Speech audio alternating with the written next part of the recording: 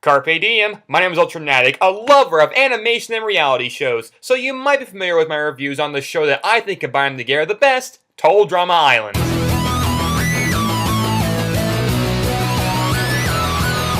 I've talked about it as a series I'm very nostalgic for, with good comedy, characters, and story, and had a huge influence on me discovering some of my all-time favorite TV shows. And recently you might have seen me talk about the first episode of the new spin-off series, Total DramaRama. Jeremiah viewers is carrying a gun, good aim. But that air song of a theme song aside, how did the first episode do?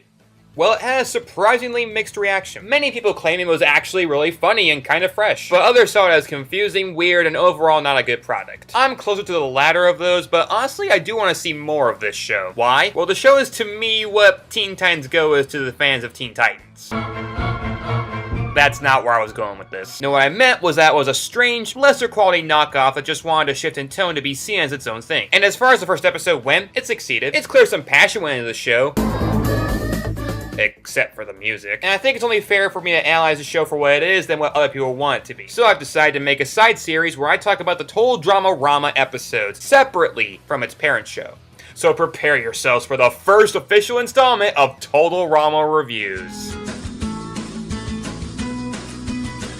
And since I've already talked about the first episode, Ventala, we're going to talk about the second episode, Duck Duck Juice. So we open with the daycare back up and fixed completely. I'm guessing continuity is a pipe dream in this show. Alright kids, let's get inside and gather on the carpet.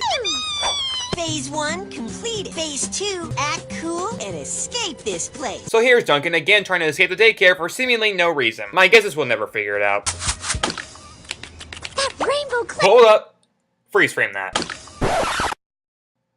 Now it all makes sense. That one snapshot makes Duncan's entire motivation add up. Okay, I'm sure a 4-year-old still having a pacifier is not that uncommon in the real world, but considering what Duncan grows up to be in a different reality... Meet you by the campfire, gorgeous. Our chick was determined! I like to request a bunk under her. They teach you how to climb walls in prison all the time.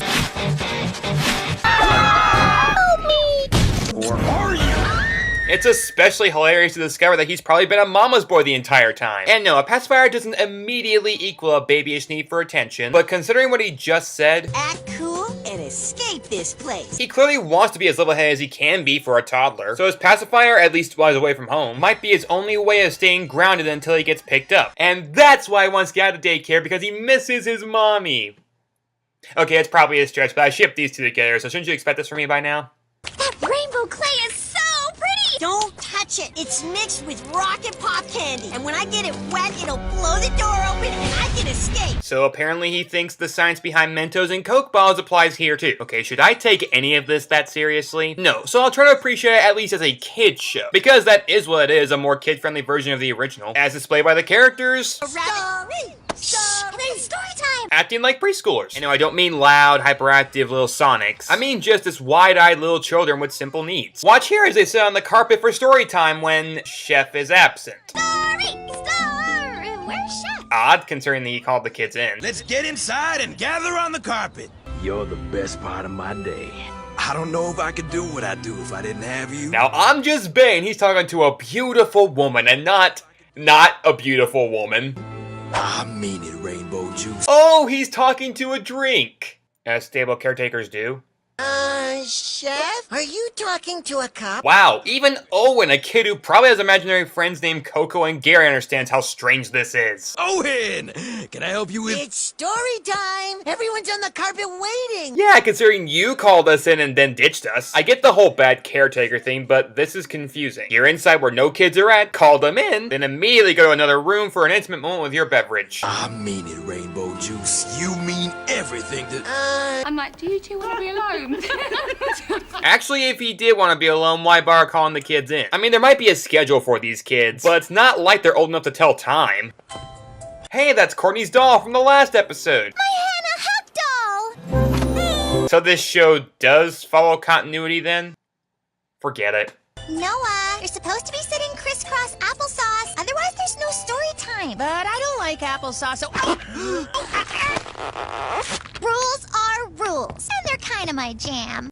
Okay, I'm not putting the casualty counter on these reviews, but what the building blocks was that? I thought this Courtney was supposed to be closer to how early Courtney acted. You know, like pre-screwed over by Harold and basic straining early. Where did the mentality of maiming Noah suddenly come from? This is really taking a chunk out of my self-confidence. Actually, why is Noah getting the worst of it in these episodes? In the original, what did Noah ever do wrong outside of nothing? What can I say? Weak effort. Oh, shut it, Noah. So Chef sits down and prepares to read them a story. That's the prettiest drink I've ever seen. I wasn't aware we were demoting Izzy's off-the-wall sporadic Looney Tunes character into just liking pretty objects. That rainbow clay is so pretty. That's the prettiest drink I've ever seen. Who keeps throwing away this perfectly good balloon? So Chef introduces his favorite drink, Rainbow Pegasus Juice. I'm guessing it's a watered-down unicorn frappe if you add 20 monsters to it. But I just call it my rainbow juice. Now let's read Piggy's Got Bank. No need, Chef. I've listened to the audiobook. It goes something like this. But Chef has to leave the room, get used to him leaving these kids unsupervised, but puts Courtney in charge. Because, yeah, she's proven to be totally stable. I have this fully under control. Izzy, put it down. I can't! I love it so much! Then why don't you marry it? Then why don't you marry it? Oh, come on! I mockingly used the most cliched joke for that setup. You were being serious? I can't! I love it so much! Then why don't you marry it? You can do that? No. I'm confiscating your comedy card, young man. You can have it back at the end of the day. Or whenever you learn more original jokes, whatever comes first. Drink it. I dare you. In fact, I triple dog dare you. He said it! He said it! Okay, as of making this video, I haven't yet reviewed I Triple Dog Dare You in my Total Drama reviews. But yeah, he said it! He said it! So Jude Triple Dog dares Izzy to drink something that Chef probably put his lips on. They haven't seen Brunch of Disgustingness, I'll assume. And You have been triple dog dared. You may accept the dare, or forever live here in... Live here! Live here! Let me finish. Or live here with the McDermotts. I've painted the house and now I'm going to watch it dry. Quiet, please. I'm watching the grass grow. I love everything about this scene. Where the heck did this gumball level comedy come from? This is great! Izzy faces a Cerberus, wants to live in this dark, gloomy world with it. I think I understand why she and Tyler Gwen are friends here. And is told their version of hell is two hilariously boring people. They look boring. They are. They really, really are. I accept the challenge. The only shame is that it's probably this episode's comedy highlight. And Jude, I triple dog dare you back to drink as much as I did. Hi, Jude. You know the drill, right? Are the McDermotts still boring? Oh, yes. Don't make me take it from you again, young man.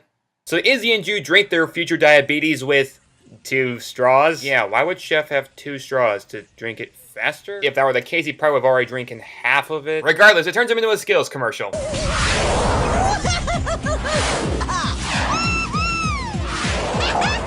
Share the rainbow. Taste the rainbow. Chef, of course, thinks he lost his own drink. Yeah, he's really written that stupid. And the kids think they're in the clear. We're off the hook. No, have you forgotten what Chef's like if he doesn't get his morning rainbow juice? Oh, yes, I have, considering this is the first time he's told us what it is.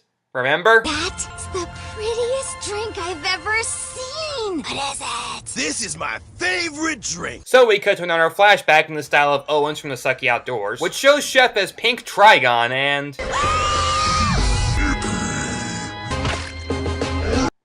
So, Mr. Enter was right. Teletoon is a TV cinematic universe. I didn't even know you could do those. Never saw Nikki again. I guess your family moved away. So after that disturbing joke where apparently Chef killed someone, the kids explode and bounce off the walls because apparently that's this show's main asset of humor.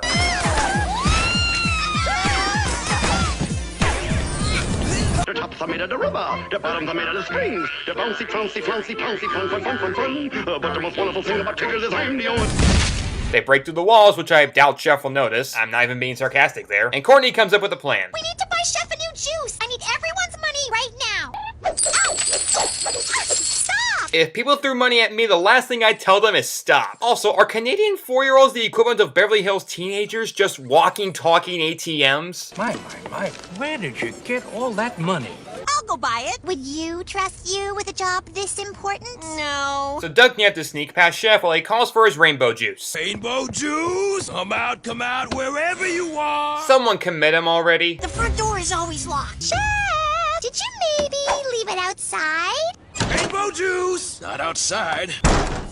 Okay, if I was in Duncan's shoes, I'd be peeved right now. Courtney, the person who probably causes the least trouble in this daycare, I only said probably, is somehow the one who can escape, while Duncan is unable to. Forget his pacifier, that is the biggest shame to his reputation as a delinquent, having an angel break him free. So they get a subway ticket, as most 4-year-olds would be allowed without an adult, and the gang try to catch Jude and Izzy. Jude! Uh-oh, the undressing has begun. I told you it was a wardrobe malfunction. Thank you.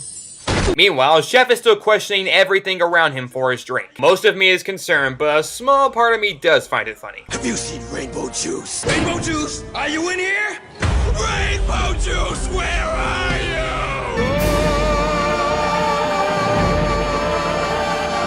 Grown-ups stand in line just to get juice? Yeah, adults are weird. So weird, they treat their drinks like pets. And no, I'm not letting that down. So while Duncan and give more by-the-numbers adult commentary, they come across... Please don't order a Rainbow Pegasus juice mix. MacArthur from Redonkulous Race?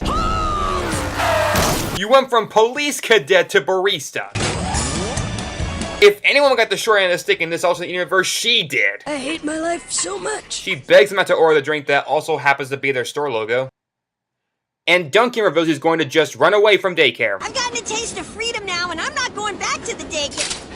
Seriously? Why am I handcuffed? Why do you even have handcuffs? Spoilers. If you escape from daycare on your own, I am fine with that. But I'm not letting you do it on my watch.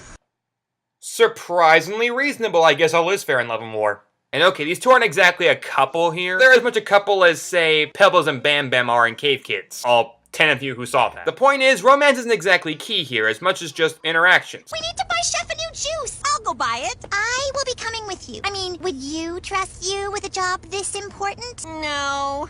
Me neither. There's still an entertaining dynamic between these two, but it's not the exact same thing either, since Duncan seemed more in control in Total Drama Island, but in this daycare setting, Courtney has the upper hand. That's surprisingly fresh. What if I refuse to move?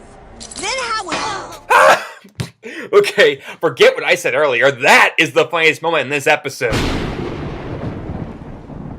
I'm sorry, Cerberus. Please don't send me with the McDermotts. She tows him out of the subway, and no one tries to stop them. Well, back at the daycare, Jude has officially become nude and tries sliding down a slide. Jude, don't! Not with a bear!